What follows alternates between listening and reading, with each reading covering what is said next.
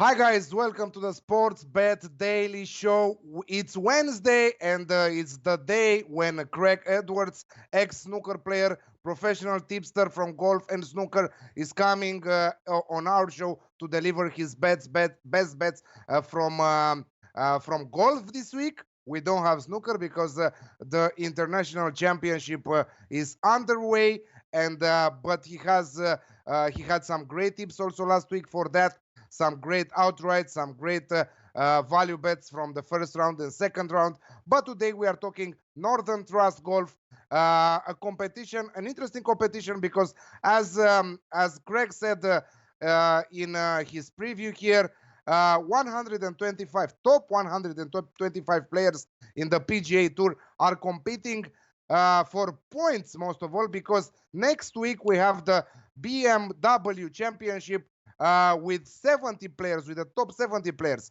So it's very important for all the 125 players to do a good job here and to qualify for the BMW Championship next week. Welcome to the show, Craig. And how was your weekend? How was your snooker and your golf week last week? It was a bit of a rough one last week, across the board, really. We still got Gary Wilson in the snooker. He's playing in the quarterfinals tomorrow against Matt Selby. We tipped him at 80-1. I think he could beat Selby. I'm very worried that Judd Trump's going to meet him in the semi-final. And when I tipped him, I was taking the view that Judd Trump had been partying in Vegas and he won't be playing him in the semi. So, but you never know. He's there and he's fighting. The golf, I'll tell you what happened on the golf. We nearly had we had Ryan Armour was playing for a top 20 finish. I think we had him at 7.5. And before the final round, you could lay him at 20-1 on for a top 20 place. They were betting him at 20-1 on, 1-20. And he proceeded to have a nightmare round. He was 4 over after about 12, and then he went double eagle to get back in the top 20, double eagle to get a hopes up, and then on the last hole he bogeyed again. So it was a roller coaster that ended in a crash, really. So on to this week. It was, that sort of thing happens with betting. Yeah, don't worry, you will get them back this week after a long period of time with winners after winners after winners with huge odds. It happens, of course, to have a bad week. It's absolutely normal. I wish that you have 3 weeks and one bad in 1 month. That will give us a lot of money in our pockets every month. But I tell you what, next week you will have a surprise. It will be another host on the show. It's a huge surprise that we are preparing. A guy that you already know, but I will not spoil the secret here. So today we are talking Northern Trust. This is the last time me and Craig are filming together. So let's make the best of it. I see that you're a little bit cautious on the side markets. I see odds of 2.37, 2.3, which is not the ones that I'm expecting from you week in and week out, So why is that? Why you're a little bit cautious?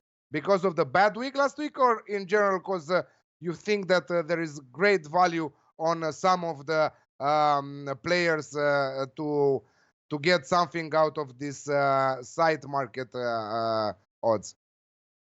I've just done it to balance my range, really, Alex. And we've got Webb Simpson to be in the top 20 at 11-8. I think it's 2.3 actually now, and he's a banker in this series every year. He played well last week. He picks up the money, he likes banking the checks, and yes, it's a safe side to bet, but we have also backed him each way in the other market as well. So we've kind of gone in quite heavy with him. So he's quite short because he's only 25-1. The other guy, Jason Kokrak, I nearly went for top 20. But his consistency is so sublime on the PGA Tour that I don't think you can kick him out the top 30. So I've actually taken top 40. Is it top 40 or top 30? And I think he's got like a 66% strike rate of hitting it. The last time the tournament was held at this course, so it's been a few years. It used to be the Barclays, and he did finish in the top 10 when he wasn't as an accomplished player as he is now. So that really is a banker. I like Jason Kokrak. I've taken the easy way with him. Then we've got Nick Watney. I love being cautious and going with top 40. It offers you huge value on a top 40 finish. 2.37 for a top 40 looks like a great set of odds there. But I remember talking last week with you. I don't remember exactly the player, but you had him to win the tournament each way. And I said to you, here is the value on him on finishing top 10. Did he finish in top 10? I don't remember who we talked about. Who did we talk about, Alex? I don't. Well, I had a bad week, so he could easily finish in top 10. I mean, I got most things wrong last week, so it's possible. I can't think who it was now.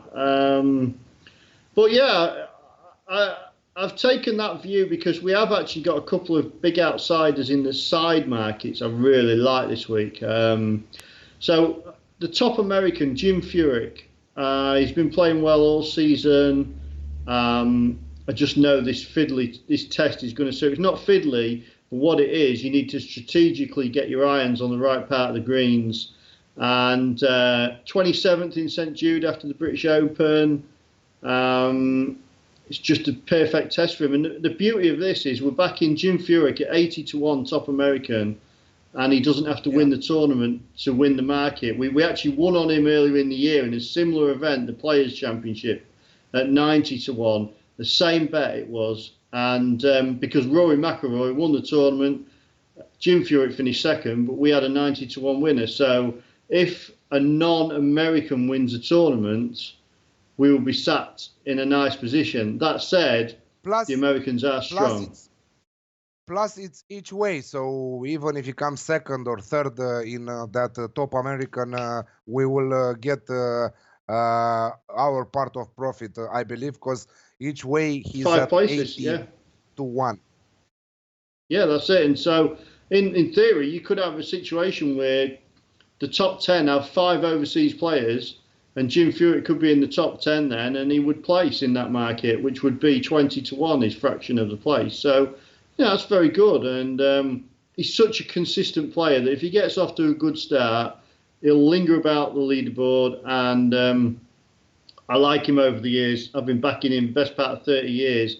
And you won't go poor backing Jim Furyk. That is one golden rule of golf betting. And when he turns 50 on the Seniors Tour, if he's fit, then Bernard Langer will be in for a run for his money. So I like him.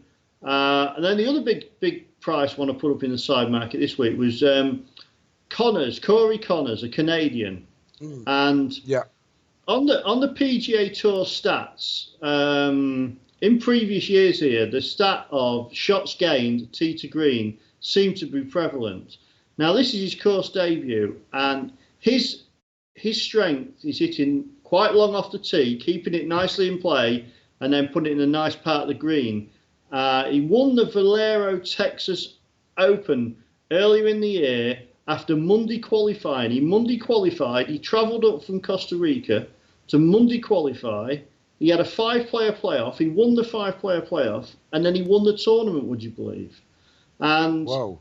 And now he's on the main tour. And the last 2 weeks have been the first signs of form since the week after that. He played in the Masters, played well, got in the Masters, and then he's lost his form a bit, probably spending his money and what have you.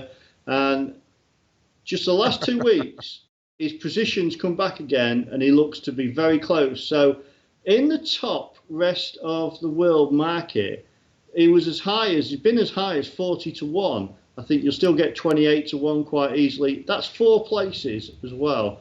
And so I've gone for 2 big outsiders on the side markets, two bankers, and then just Nick Watney in the middle at 7.5 for a top 20 finish. I did mention you could think of Nick Watney for top American as well if you wanted to. He has great course form. He's won this event once before at a different course, and he's a bit erratic nowadays, but if he's going to play well anywhere, it will be here. So yeah, it's a little bit of a different perm of selections this week on my place markets, but that's primarily because I really like the big price that, ones. This new style. I really like this new style of giving out the predictions. Top 20, top 40. I think that there are multiple choices that you can take on this top 20, top 40, and to be in for profit. But who do you think that will win this tournament this week? Right. Well, the course hosted the President's Cup 2017, and America destroyed the internationals. The internationals might as well not even turned up. There's only one player for the international team that actually won any points worth of note, and that was Louis Oosthuizen, South African. And so I've sided with him as my outsider this week in the outright market because I believe he'll like the course. He's been playing, he's always consistent, and you know, a lot of the firms are betting 8 places this week, so it's a nice spot in each way bet of 50, 66 to 1 some places. And yeah, will he win the tournament? I'm a bit ropey about that, but I do think there's every chance he'll finish in the top 5, 6, 7 or 8. So that's a nice profit. But to win the tournament, I really like Patrick Cantlay, a guy we backed in the Memorial, and yes, I remember. He plays a light schedule. He's the next best thing in golf, or he looks like it, and he's playing a light schedule. He's looking after himself, and he comes here. Last played in the Open, played well, and again, this is his debut here, so I'm going from the statistics, and he's always in the top 3 or 4 of shots gained tee to green, and I believe that at his price in the 20s each way, he's always seems to be in the top 10 or 15 players, often in the top 5 or 6. So it's a real sporting each way bet, and he can win if he gets it. I would fancy him to win in contention a little bit more than Oosthuizen. So I like him. He's probably my favourite pick at the prices. I've put in Webb Simpson because he's just a banker. You can't see him being anywhere but hanging around the leaderboard, and he'll pick up place money, and he's due to win. He won the Players' Championship last year. He plays well if the course is quite a tough test. So he needs a tough test. He doesn't need a putting competition, and this would be right up his street. We do have to respect Brooks Koepka, who won in St Jude 2 weeks ago. I know he's rattled everyone's cages because he says he doesn't practice between tournaments, and people have got a bit bent out of shape about that, but I think he's doing the right thing. He needs to pace himself. He's such a talent, and the practice is always done at home beforehand. And but now he's based his schedule around the majors, but you've got a situation now where it's not till next April again, so straight after the Open, he wins a normal tournament, the St Jude, because maybe he's actually trying for once, because normally he's just honing his game and what have you. And he may want to finish this FedEx Series strongly. He played well for the Americans in the President Cup as well, Alex, very well. So he's a very solid favourite this week. That's brilliant, but I see you're staying away from Tiger Woods, betting on him. Yes, I understand he's difficult to read right now, but does he have any chances maybe for a top 10 finish? I know that there is no value on that top 10 finish for sure on Tiger Woods, because the bookies, I don't know what is happening with them, but I really don't understand the odds compiling on Tiger Woods week in and week out when he's playing. But yeah, you stayed away. Why is that? Well, it's good to see him teeing it up. I mean, I will be honest with you. When I watched him in the British Open last time he played, and he was walking gingerly with his back, and I know the weather conditions, it's howling with rain, wind and rain in Ireland, which is not nice. And he came out the second day. I was surprised he didn't withdraw after the opening round to protect his back injury. And I wondered the second day what he was thinking. There was part of me who was half expecting him to retire from the sport because I think this back injury is creating havoc for him. He's probably in a situation where he's barely fit. He's not able to practice, so probably his short game is starting to suffer now, and he's having to basically start on the Thursday to see how his back feels, and then just build it up little by little.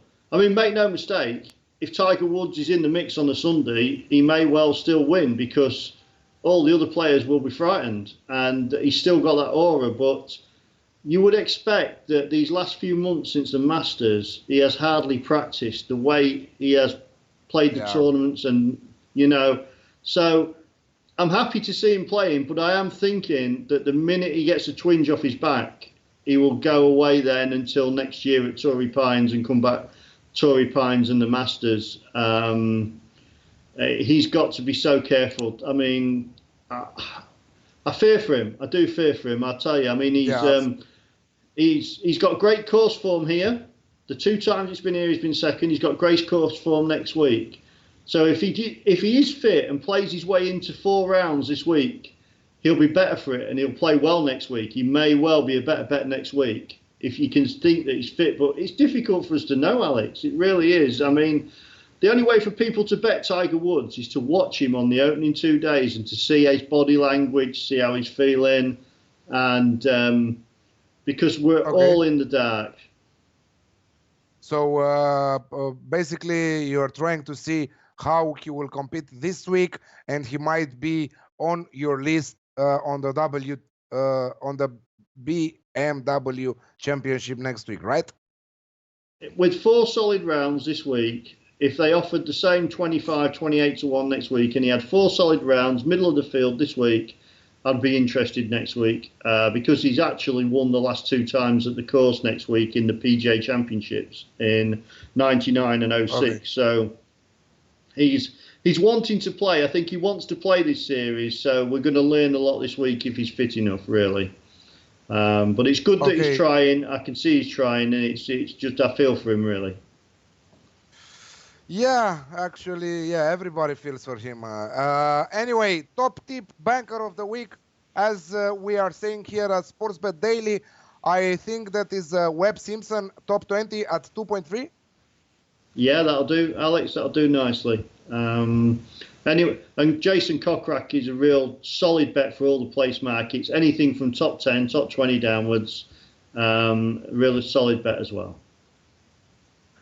Okay, thank you very much, Craig. Happy to have you on the show week in and week out. Your knowledge is unbelievable, and I will see you. I don't know. I will see you around next week. We will not meet, but anyway, we are talking on Twitter. We are talking on Skype, the 2 of us, and we will see how we will do another show in the future. Thank you once again for joining us, and best of luck with your best this week. Thank you, Alex, and best of luck to you also. So that's it with this segment. We are preparing for the boys, for the UFC boys. You can already see him. You can already see them here. Dave and Jason, the 2 who are breaking the UFC bookies week in and week out with their absolutely incredible show. I watched a few of that show last Saturday. They are doing a great thing, and I also had some bets, and I made some profit with Dave and Jason, like you guys are making with their articles over at oddsmarket.com week in and week out. What's up, guys? What's up, Alex? Yo, hey, buddy, Dave. We're back. We're back. It's Wednesday and we are back. How was the last week in terms of results, Dave? Dave. It was great. Kedcast in profit. I was in profit. Jay is always in his own little world of profit and his J-sized bets that he puts on. Yeah, all round it was great. Other than the punch and parlay, which I don't think I want to talk about too much, because No, when a statistic let's goes skip it. against you that has been continuous for years, and then the one time you place the bet it goes against you, it's not a good time. So yeah, swiftly moving on from that one. But I will say this week's punch and parlay, which isn't out yet, which will be on Odds Market on Thursday, is one of my favorites that I've ever placed. So, which is out already. This I can say because I know the best. The Dogs on the Roads is not out yet, but you already wrote it. But it will be out also today. What is out, and it was out from yesterday, is the main event of the fight. The main event that we have every week from Jason, the Sports Keg CEO there. Kamursh versus Shevchenko. Valentina Shevchenko here. A great fight. Her sister, if I remember correct, fought last week, right, Jay? Yeah, her sister robbed Dave and I of his punch and parlay last week. That's what happened last week. But Okay. yeah, her younger sister fights on Saturday. Liz Carmouche has her hands full Saturday, Alex. She's a UFC vet. And it's worth noting, actually, that she fought in the very first women's MMA fight in the UFC against Ronda Rousey at UFC 157, I believe.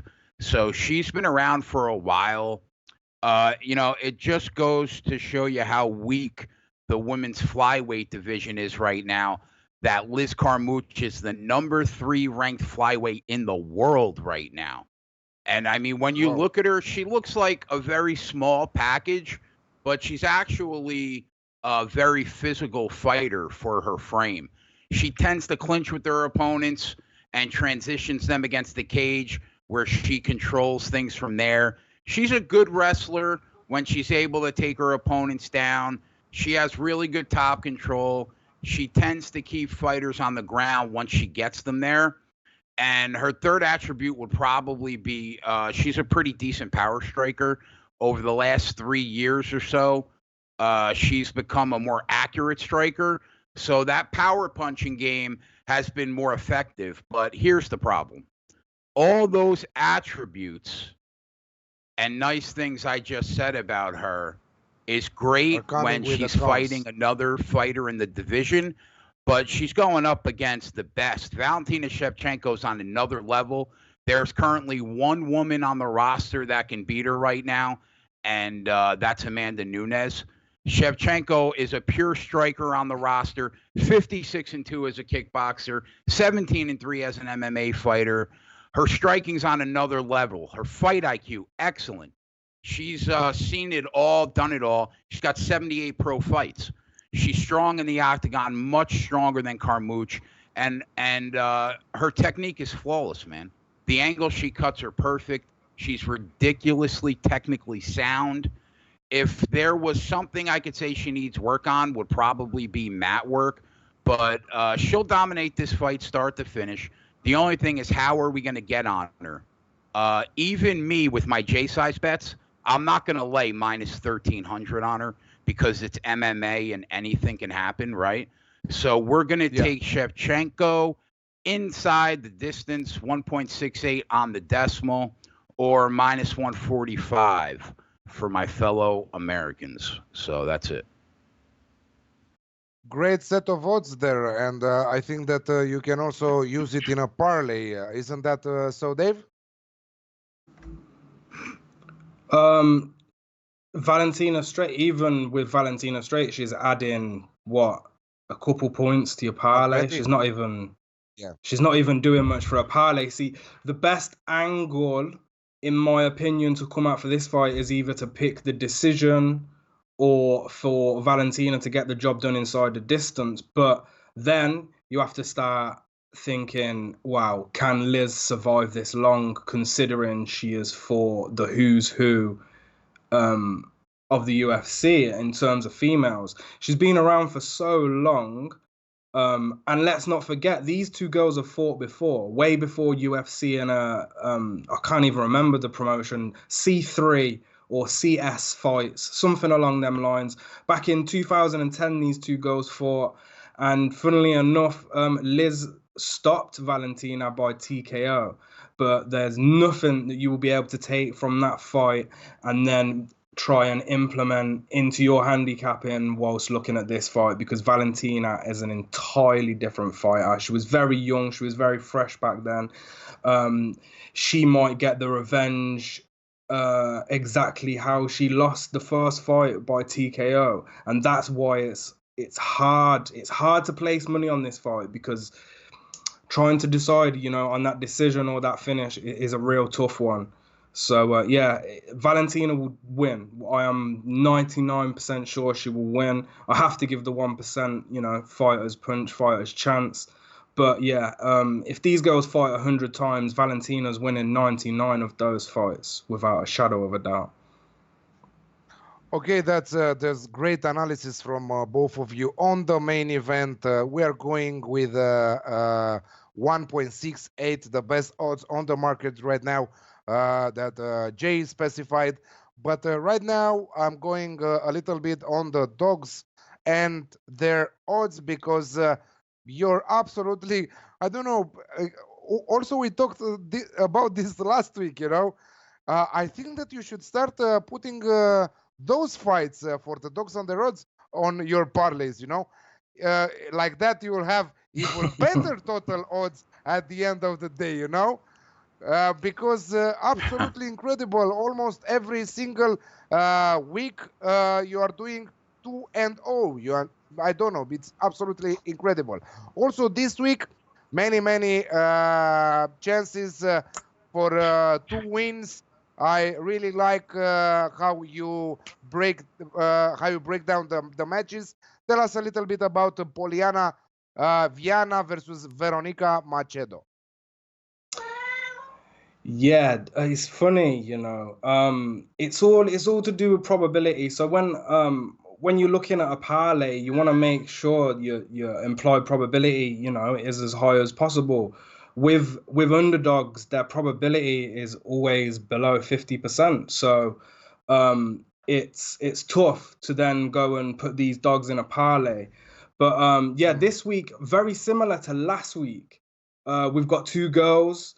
They're both first fight of the night, very similar in skill set, but for some reason the bookie is favoring one quite considerably more than the other, especially on the opening line.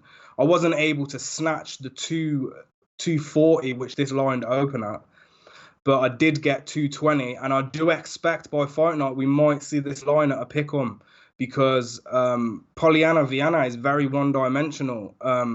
Like I said last week, the girls, the odds need to represent what these girls are bringing to the table. And last week, both girls were bringing similar skills to the table.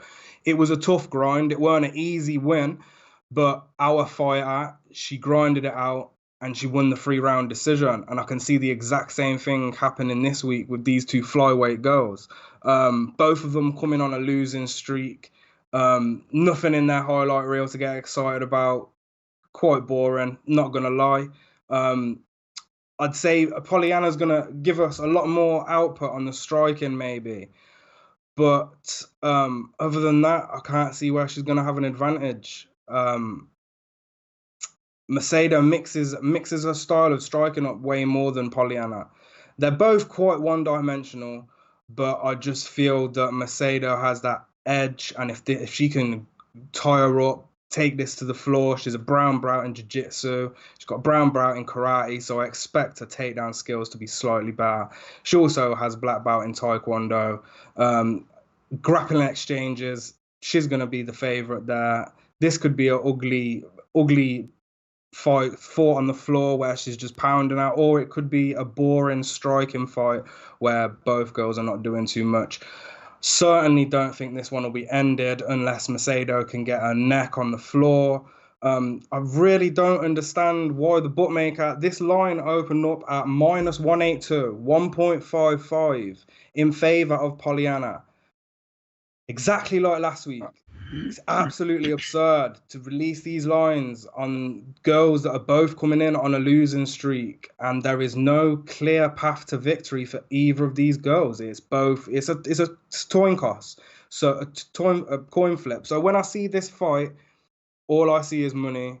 You don't really need to break down these fights too tough. You just have to look at the girls, see they're both average, and go with the underdog, because that's where the money is going to be long term. So half a unit on Veronica Macedo. Also, Polyana's making a flyweight debut. I'm not sure how she's going to do well at weight cut.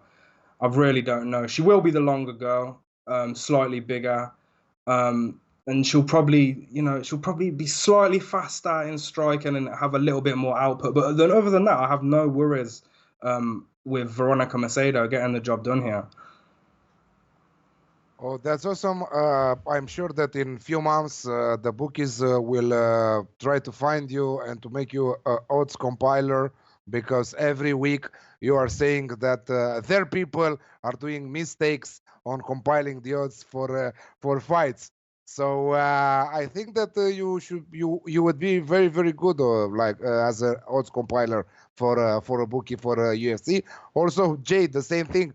Jay is sometimes writing some articles, and he's saying that he's thinking that that should be the odds for that fighter, and that is the result also when I see on odds portal or on odds market on our side the odds for that fight, exactly what Jay said 2 days ago. So you guys, I think that you could do a great job as odds compilers.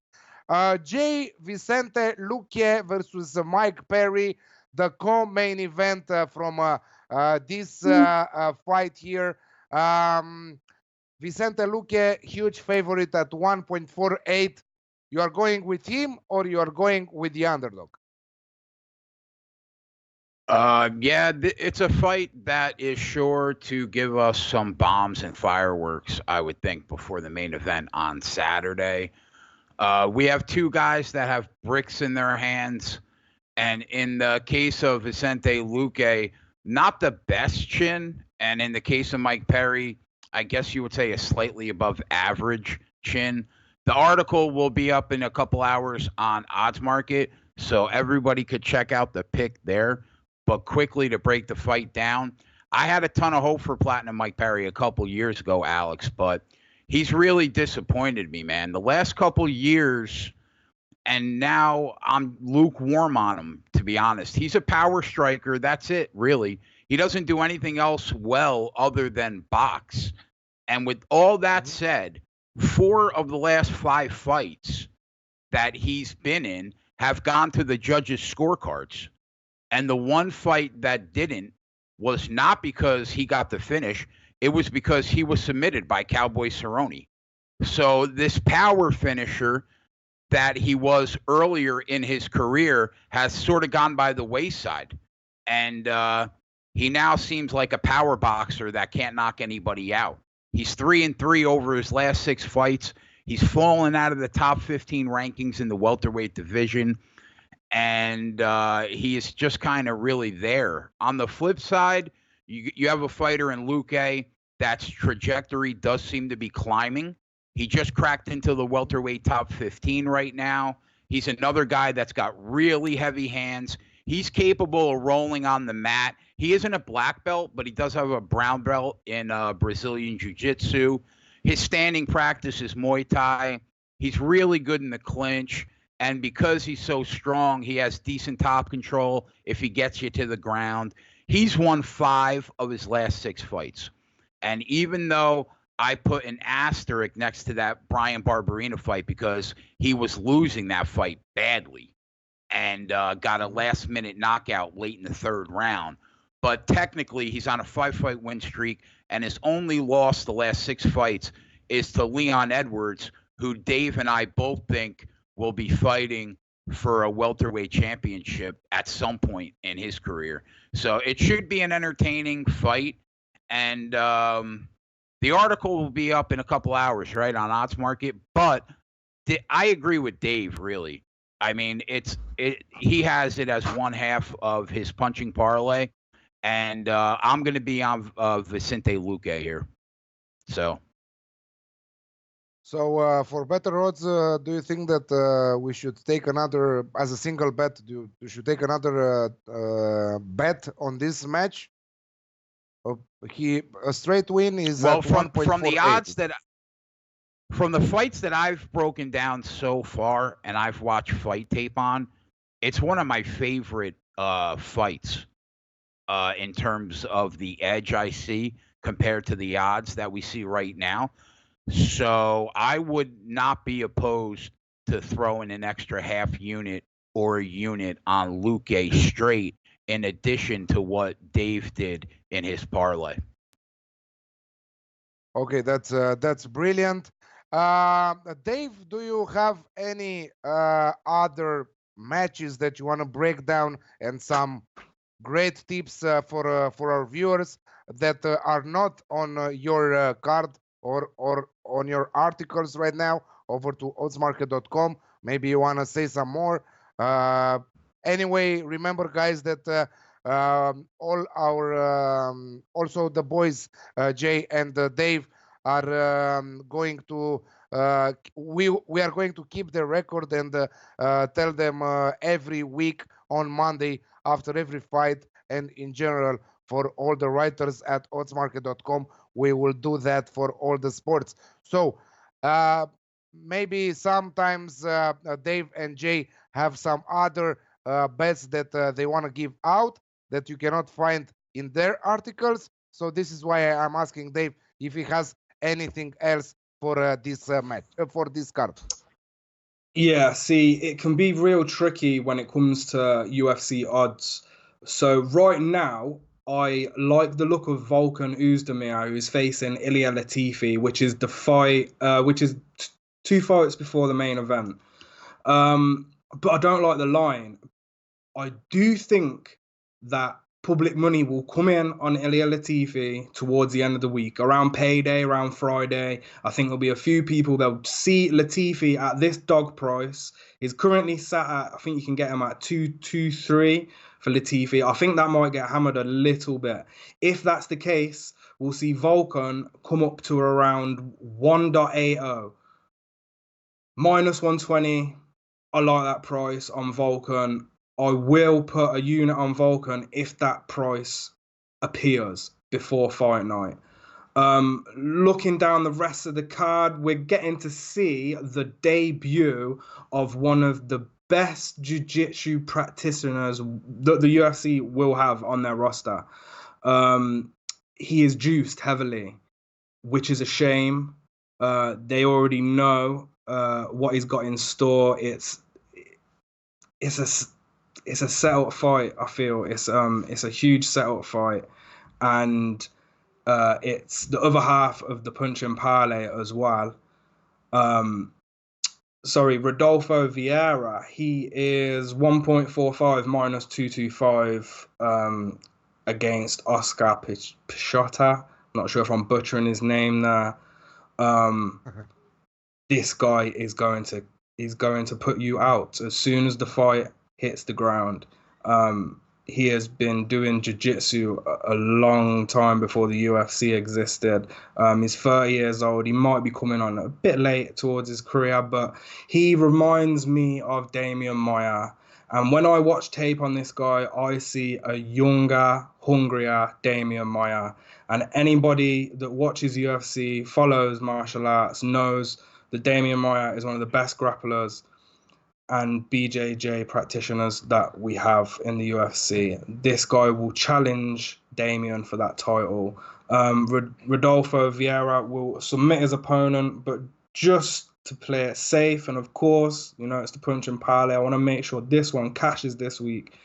I'm just going to take Vieira straight with Luque I'm so comfortable with this parlay. I'm gonna slap 150, 1.5 units, and we will sail into the night with a victory on Saturday. You best believe me, this punch and parlay is going to cash. I haven't been this confident in a parlay for a while. Yeah, I love I it. love your Other than that, confidence. Love your confidence. yeah, other than that, there's not much on the card. Aleksei Kunchenko versus Gilbert Burns. Another fight I do like. I like Kunchenko here. All he has to do is avoid the takedowns from Gilbert, and it's game over for Gilbert Burns. But Gilbert is a strong grappler, and the price right now that I'm getting is 1.69. I don't like it. Hopefully, some money will come in on Gilbert, similar to how I expect money to come in on Volkan, and I will hit Kunchenko if I can get maybe 1.80 on the decimal. Then I'll put a unit on Kunchenko. But until then, I'm just holding back. And any official bets, if I place any more official bets, I will pass them on to Alex, and he can maybe give them out on the end of a Friday show just randomly or something. If I get them, I'll make sure that you guys get them anyway. So, yeah, that's it for me. Absolutely. Maybe on they will come out on the Odds Market Twitter handle, and we will see how we will do it. I will speak with Dave about it. Jason, do you have any fights you want to add? Some more bets, or do you have a favorite one from what from the? Sorry, go on. Oh no, sorry, but I still have a ton of tape to watch for tonight, Thursday, and Friday to get ready for the Saturday show. But of the bets that I've already made so far, I think the Vicente Luque bet is probably my favorite bet thus far. Shevchenko is going to win, but like Dave said, we technically don't know if it's going to be by decision or inside the distance. I just have a hard time with how good Shevchenko has been the last 2 years. I have a hard time believing that Liz Carmouche is going to last 5 rounds with her, and that's why I took inside the distance. But I would say Luque is probably a slightly safer bet, only because I guess theoretically Carmouche can go the distance with her. I just don't see it though. Mm-hmm. But yeah, so I'll go with Vicente Luque to win over Mike Perry as my favorite bet on the card as of right now. But obviously on the Fightcast Saturday, Dave and I will have more bets for sure. Absolutely. You heard Jason, you heard Dave that he feels very, very confident that the punching parlay will hit this week. 2.15 total odds for the punching parlay. Go over at oddsmarket.com. It's out already. You can see the breakdown there. You can see more interesting stuff. Also, Jay's main event right now is on the site right now, and he's preparing the co-main event. So be sure to watch that, to read that, because the two guys are breaking down the fights like no one else, and we will have them also next week for another round of fixtures, how I like to say. Also, if you want to check some more stuff from Dave, you can check his championship article, the EFL Championship Round 2. Very, very tough league to break down, but Dave is doing that. He started it last season, at the end of last season, and he started for the new season also with some outright bets, some interesting ones. NFL is approaching, is knocking at our door, and Jason will have 2 articles on oddsmarket.com, the best bets article and the parlay article, the accumulator article for the NFL lovers, American football. So be sure to tune in, because we will have more and more. And don't forget tomorrow the Premier League Panthers first show with Natalie, Flash, and Martin. new design, new co-hosts, new huge surprises tomorrow. You will see, and you will see who joins Natalie in the studio there to co-host the Premier League Panthers and also other shows. So probably also the UFC next week, also some other stuff in the future. Be sure to tune in tomorrow. Thank you everyone for watching. Thank you, Jason and Dave, for breaking down the fights also this week, and see you next week with another card. Best of luck with your bets, and let's see this punching parlay finally after last week. Very unlucky week last week. I think that this week we will cash. Thank you once again for watching, guys. Thank you, brother. Later, man.